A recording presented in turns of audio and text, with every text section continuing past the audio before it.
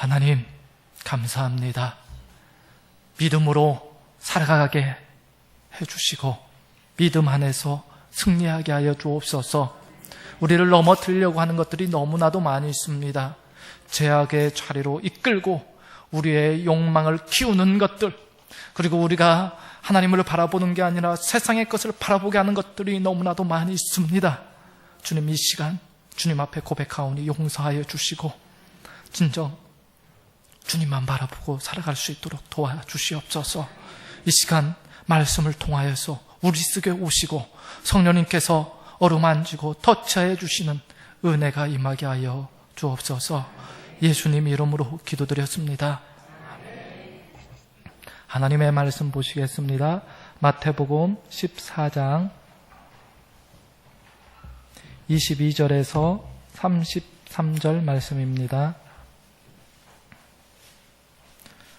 마태복음 14장 22절에서 33절 말씀을 교독하겠습니다. 22절입니다. 예수께서 즉시 제자들을 재촉하사 자기가 무리를 보내는 동안에 배를 타고 앞서 건너편으로 가게 하시고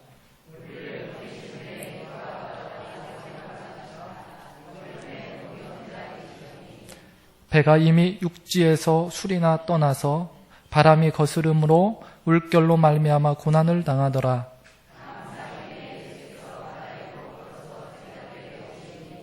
제자들이 그가 바다 위로 걸어오심을 보고 놀라 유령이라 하며 무서워하여 소리 지르거늘 베드로가 대답하여 이르되 주여, 만일 주님이시거든 나를 명하사 물 위로 오라 하소서 하니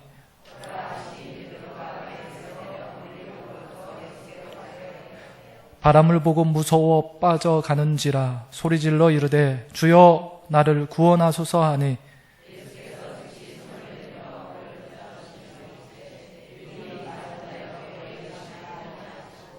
배에 함께 오름에 바람이 그치는지라. 사람들이 예수께 절하며 이르되 진실로 하나님의 아들이로소이다 하더라. 아멘.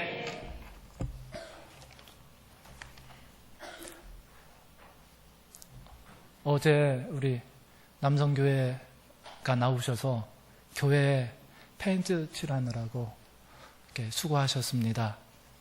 그리고 오늘 제2남성교회죠. 식사 준비하시느라고 또 식사 정리하시느라고 고생 많이 하셨습니다. 남자들이요, 설거지하고 밥하고 하는 게 쉬운 게 아닙니다. 그러니까 이 정도 해주면 박수를 많이 쳐주셔야 돼요.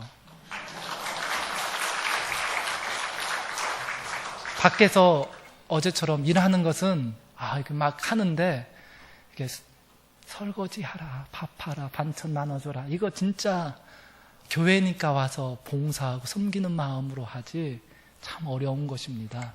그래서 밥할 때마다, 남자분들이 밥할 때마다 아무튼 박수를 많이 쳐주시길 바랍니다. 어려운 것들 하는 겁니다.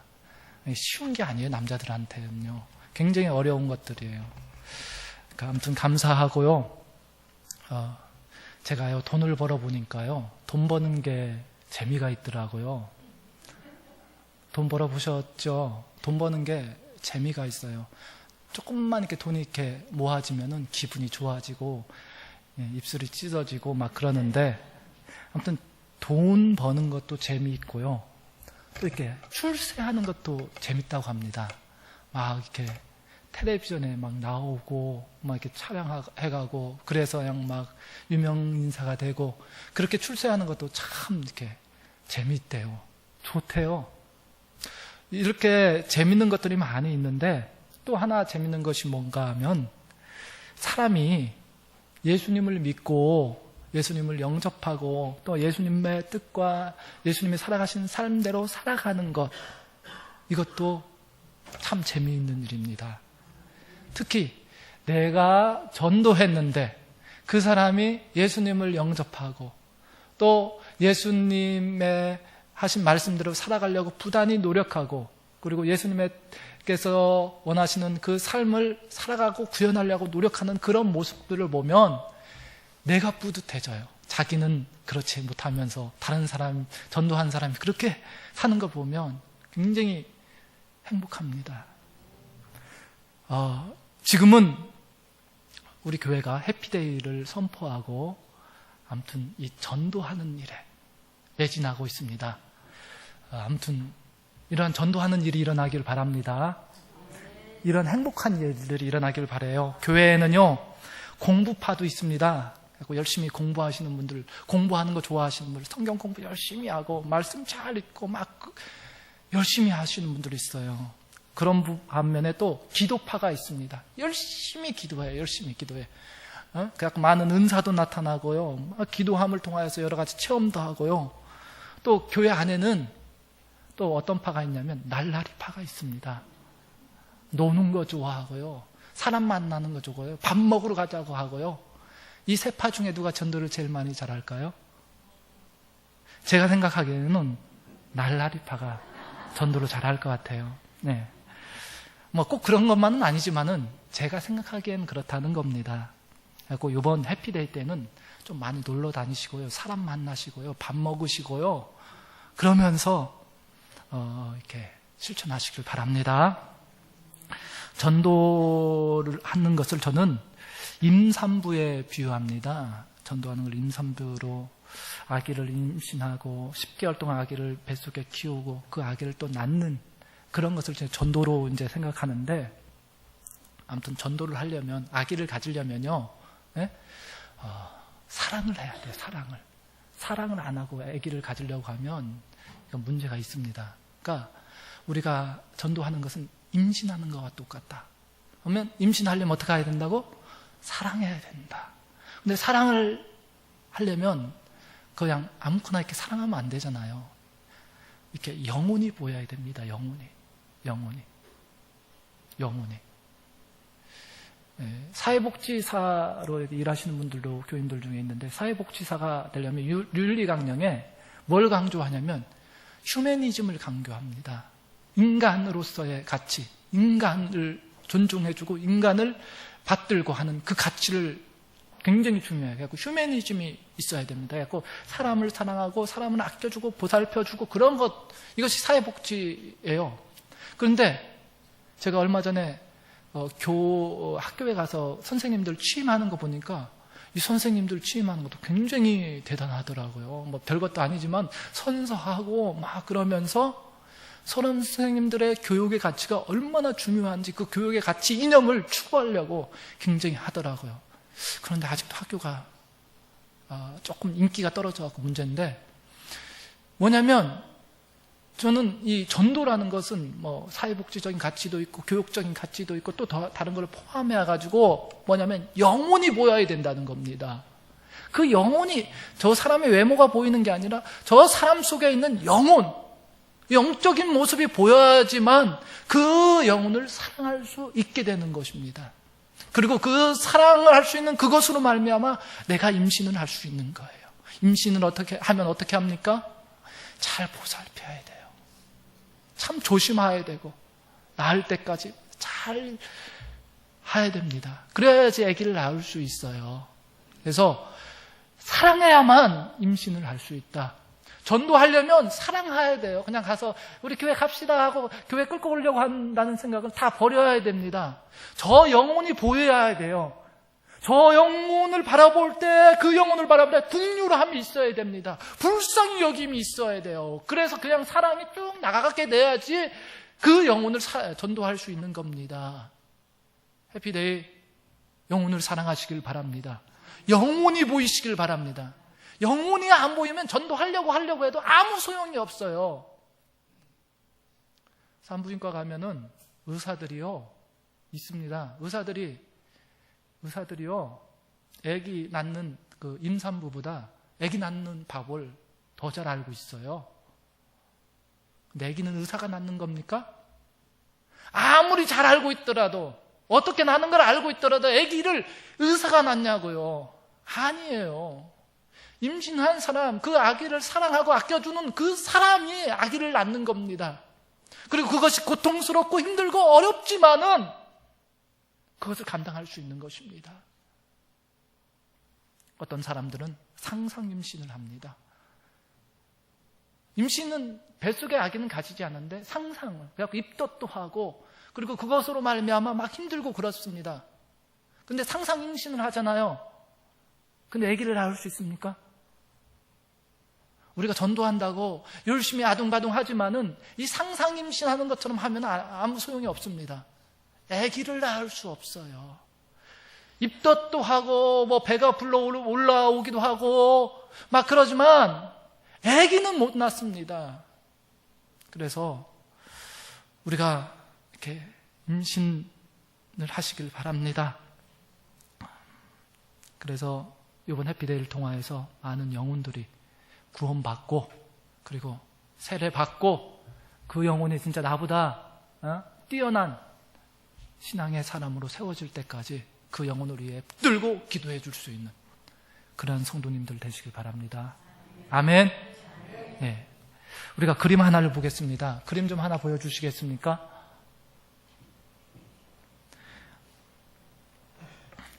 이 그림은요 134억짜리입니다. 134억짜리. 꼭 보았을 겁니다. 뭉크가 그린 작품인데요. 뭐 이름은 잘 모르더라도 그냥 뭉크 정도 알아주시길 바랍니다. 보이나요? 네. 조금 보이긴 하는데 유튜브 보이죠? 네. 네. 잘 안 보이기도 하는데 잘 보시길 바랍니다. 저 그림의 작품의 이름이 뭔지 아십니까? 어떻게 아세요? 우리 그림에 대해서 아는 분들이 많이 있네요. 뭉크 작품인데 제목이 뭐냐면 절규입니다. 절규. 저 그림을 바라보고 있으면 막 이상하게 소름이 돋는다는 느낌 안 들으세요? 저는 그런데 저 그림을 열심히 알아보다 보면요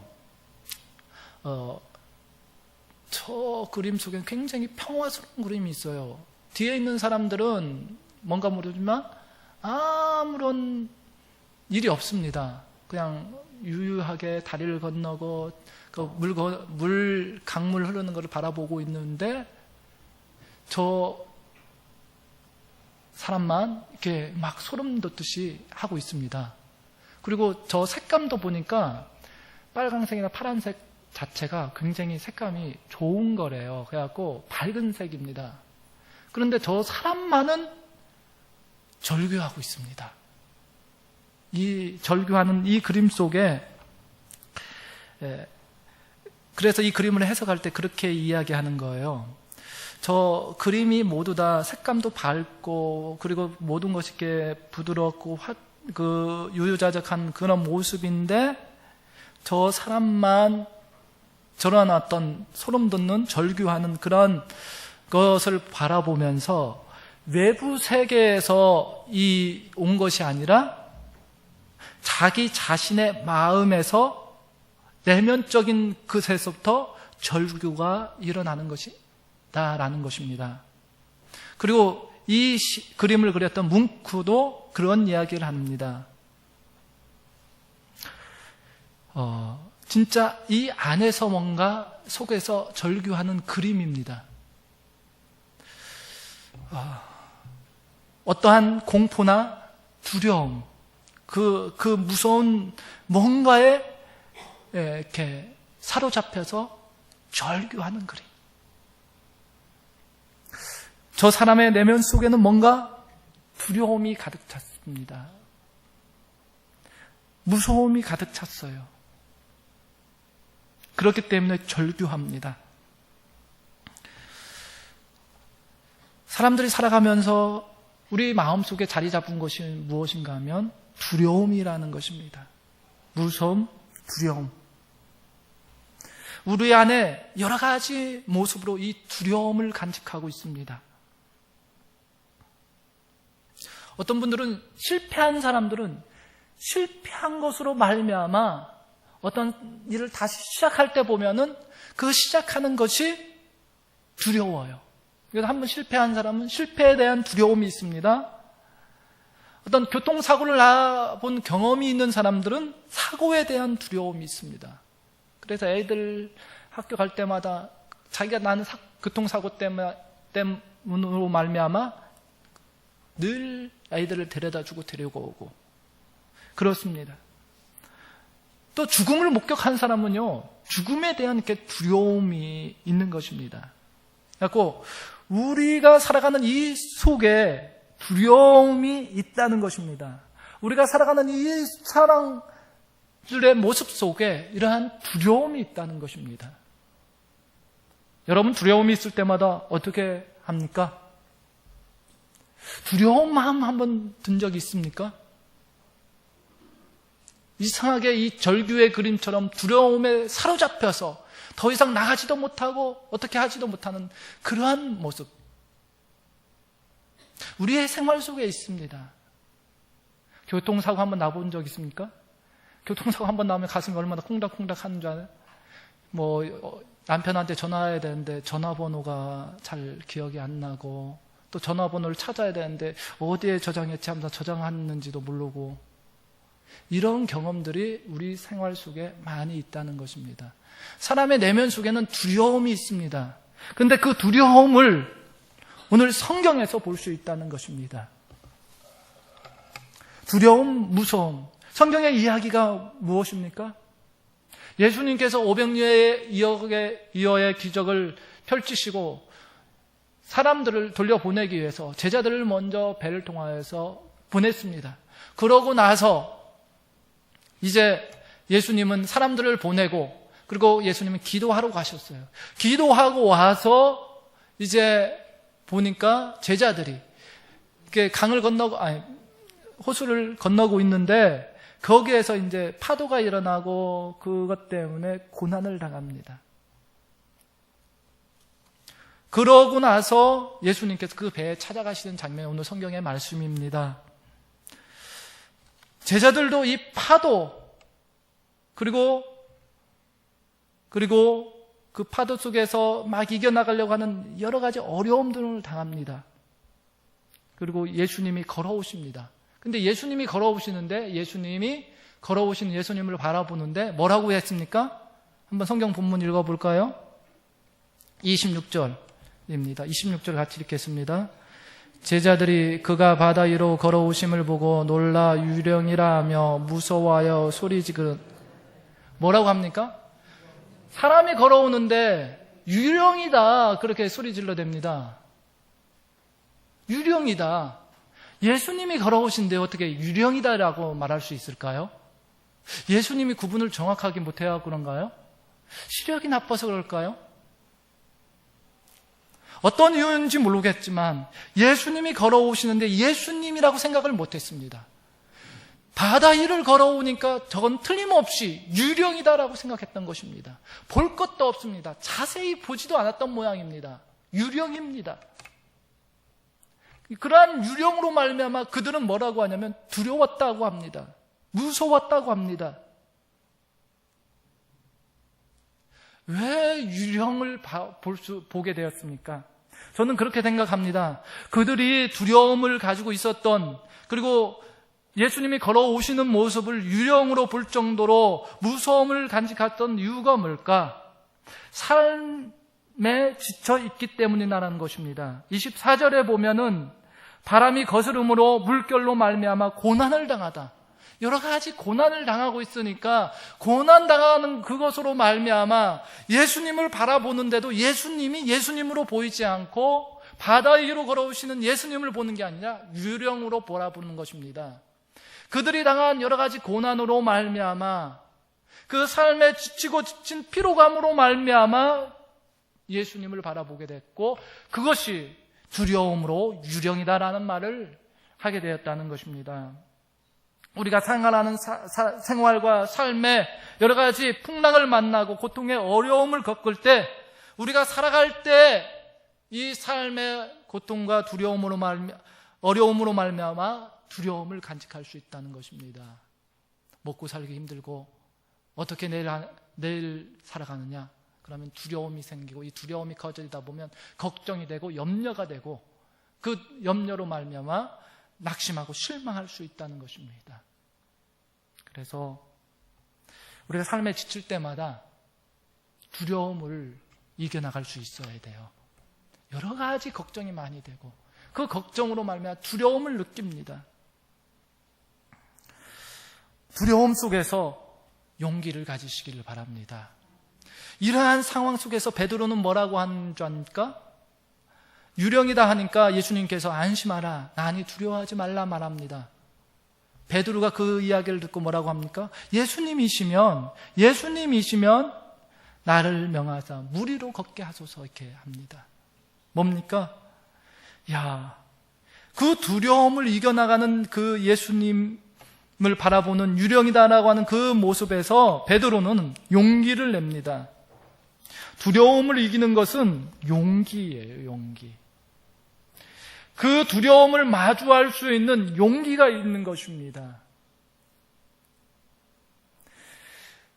베드로는 주님이다라는 말을 듣고서 만일 주님이시다면 나를 명하사 물 위로 오라 하라고 합니다. 주님이시거든. 그 용기를 내는 베드로의 모습을 보면서 우리는 두려움을 피할 수 있는 방법을 하나 찾아냅니다. 그것이 뭡니까? 두려움을 용기로 바꿀 수 있다면, 그 두려움을 이길 수 있다는 것입니다. 두려움이 용기가 된다면, 두려움을 용기로 바꿀 수 있다면 그 용기는 100배, 1000배 무서운 용기로 나타날 것이라는 것입니다. 명량 이순신에서 했던 말입니다. 두려움을 용기로 바꿀 수 있다면 그 용기는 100배, 1000배의 무서운 용기로 나타날 것이라는 것입니다. 용기라는 것은요, 두려움에서부터 나옵니다. 두려움이 없는 용기는 진정한 용기가 아닙니다. 두려움이라는 것은 자신과 자신을 둘러싼 것에 대하여 더 심사숙고하고 그러한 과정 속에서 그 두려움을 극복하기 위해서 용기로 올라가는 단계입니다. 그래서 두려움이 있을 때마다 두려움과 마주하시길 바랍니다. 그리고 용기를 내셔야 됩니다. 무서울 것이 없는 거예요. 베드로는 그 바다 위로 한번 걸어보겠다고 용기를 내서 뛰어들지 않습니까? 그 배 안에 두려움으로 가득 찼던 유령이다 한 그 말로 말미암아 두려움이 가득했던 그 배 안에 배 밖으로 뛰어나가 용기를 내는 것입니다. 용기를 내서 그 두려움을 마주하지 않으면은 그 두려움들을 이겨나갈 수 없다는 것입니다. 주님을 바라보고 주님을 향해 용기를 가지시길 바랍니다. 믿음을 갖고 출발하면 바로 그 두려움을 이길 수 있는 것입니다. 그런데 베드로가 바다 위로 뿔렁 떠갖고 걸어갔는데 거기서 또 두려움을 느끼게 됩니다. 왜 그렇습니까? 거친 파도, 바다의 무서움이 갑자기 또 느껴져서 거기에서 빠져들기 시작하는 것입니다. 용기를 가지고 뛰어들었지만은 그 용기가 또 더 큰 절벽에 부딪힐 때는 무서움으로 바뀌었던 것입니다. 바람을 보고 무서워 빠져가는지라 소리질러 이르되 주여 나를 구원하소서. 바람을 보고 무서웠다 말하고 있는 것입니다. 두려움에 다시 휩싸이는 겁니다. 그때 주님께서는 베드로의 손을 잡고 끌어올려 주십니다. 그리고 배 안으로 주님께서 오십니다. 하시는 말씀, 믿음이 작은 자여 왜 의심하였느냐라는 말씀하십니다. 믿음이 적은 자여 왜 의심하였느냐. 두려움과 무서움으로 말미암아 물속에 빠졌던 베드로, 바로 그 두려움의 해결책은 바로 주님이셨다는 것입니다. 주님을 바라보는 것이었다는 것입니다. 우리들도 세상을 살아가면서 두려움을 주는 것이 있다면 주님을 바라보시길 바랍니다. 주님을 바라보면서 나아가다 보면 그 두려움이 주는 문제들을 해결할 수 있는 것입니다. 우리의 눈에 띄어도 그 눈에 띈 그것으로 말미암아 현실이 어렵고 낙심하고 실망할 수 있습니다. 그렇지만 그런 것들을 바라보지 마시고 주님을 바라보시기를 바랍니다. 두려울 때는 두려운 곳을 쳐다봐야 하고 무서울 때는 무서운 곳을 쳐다봐야 한다. 두려움을 이기고 무서움을 이기는 방법은 현실을 직시하는 것입니다. 두려움과 무서움을 피하기만 한다면 언제나 두려움과 무서움에 허덕일 수밖에 없습니다. 이게 정호성 시인의 시입니다.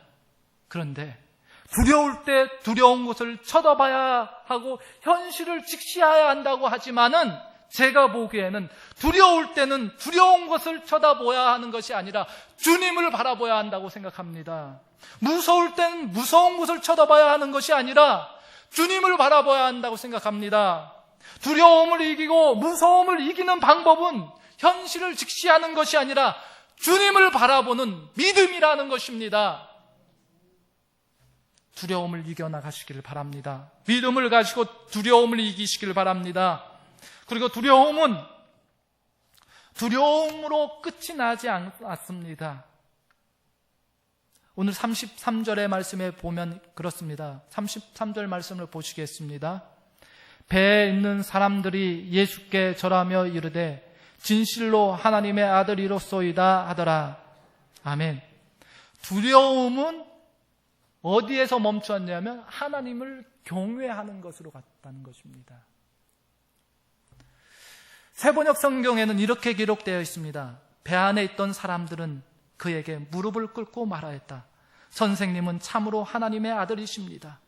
지금 예수님이 배에 오르시는데 거기에 있는 제자들이 뭐라고 하냐면 그 주님을 경외하고 예배하는 거예요. 근데 세번역의 표현대로 보면 다 거기에 무릎을 꿇고 다 앉아 있는 거예요. 왜? 경배하려고, 경외하려고. 두려움이 뭘로 바뀌었냐면 경외함으로 바뀌었다는 것입니다. 경외한다. 하나님을, 예수님을 무릎을 꿇고 경외한다. 배 안에 다 무릎 꿇고 있는 거예요. 상상이 되십니까? 그래서 경외라는 것은 거룩한 두려움이다. 그리고 예수님을 우러러보고 존중하는 마음을 뜻한다는 것입니다. 그러니까 두려워한다는 것은 경외한다는 말하고 섞여 있다는 것입니다. 그래서 우리가 두려움 속에 살아갈 때가 있는데 그리스도인으로서 우리는 하나님을 두려워해야 됩니다. 우리가 신앙생활하면서 꼭 기억해야 할 것이 무엇이냐면 두려움을 간직하고 있어야 돼요. 교회 안에서도 하나님을 인정하지 못하고 하나님을 두려워하지 못하는 성도들이 많이 있다는 것입니다. 하나님은 두려움 존재입니다. 그리고 경외의 존재입니다. 우리 마음대로, 우리의 말 방식대로가 아니라 하나님의 방식과 하나님의 생각대로, 하나님의 뜻대로 해야 할 것이 경외하는 마음입니다. 두려워하는 마음이에요. 성경에는 그렇게 말하고 있습니다. 사랑 안에는 두려움이 없고 온전한 사랑은 두려움을 내어 쫓는다고 했습니다. 하나님을 사랑하는 마음이 있을 때 두려움이 떠나고 그리고 하나님을 경외하는 마음이 있을 때 그 두려움이 바로 경외가 될 수 있는 것입니다. 우리는 두려움이 있을 때가 있습니다. 참으로 두려울 때가 있어요. 불안정한 현실, 예측할 수 없는 미래, 죽음에 대한 두려움, 나이가 들면 어떻게 할까? 노후에 대한 두려움, 홀로 남게 되는 두려움, 건강에 대한 두려움, 이 강한 두려움이 우리 속에 자리 잡고 있습니다. 그러나 그 두려움 속에서도 주님을 바라보시기를 바랍니다. 그 두려움이 있기 때문에 하나님을 경외할 수 있는 것입니다. 우리에게는 든든한 백이 있습니다. 바로 주님이십니다. 우리가 무서움 속에서도 두려움 속에서도 우리와 함께하여 주실 분, 바로 주님이십니다. 그것을 꼭 기억하시길 바랍니다. 우리가 살고 있는 동네에 여성가족부 장관이 편지를 보내왔습니다. 무슨 편지인가 하면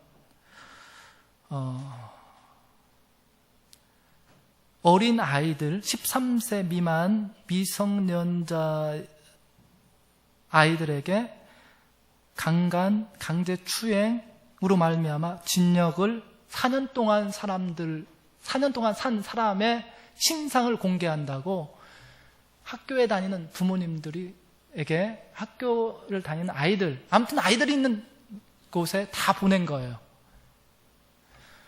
그런데 이것을 받아보는 순간 하는 한숨이 나오더라고요.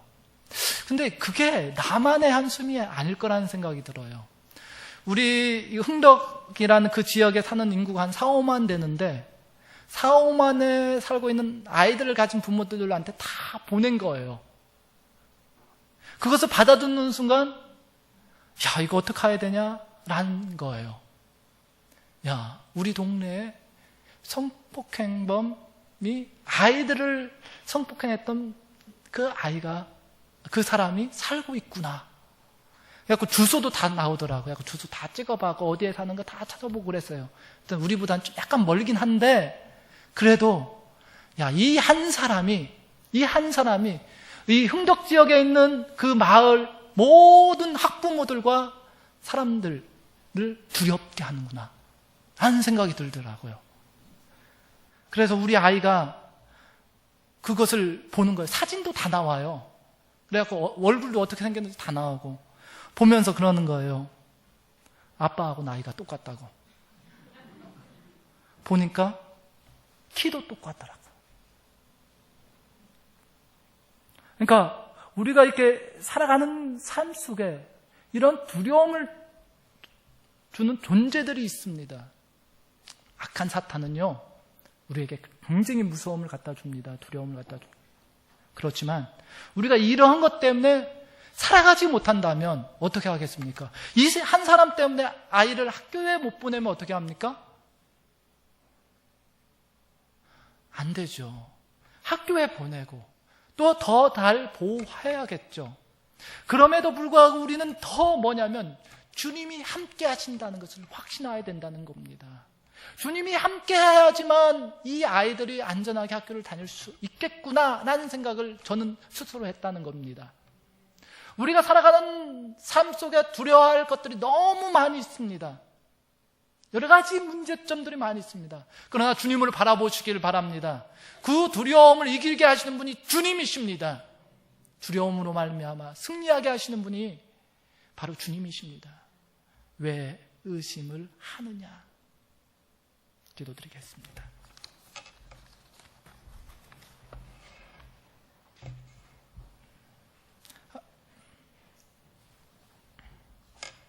아버지 하나님, 감사합니다.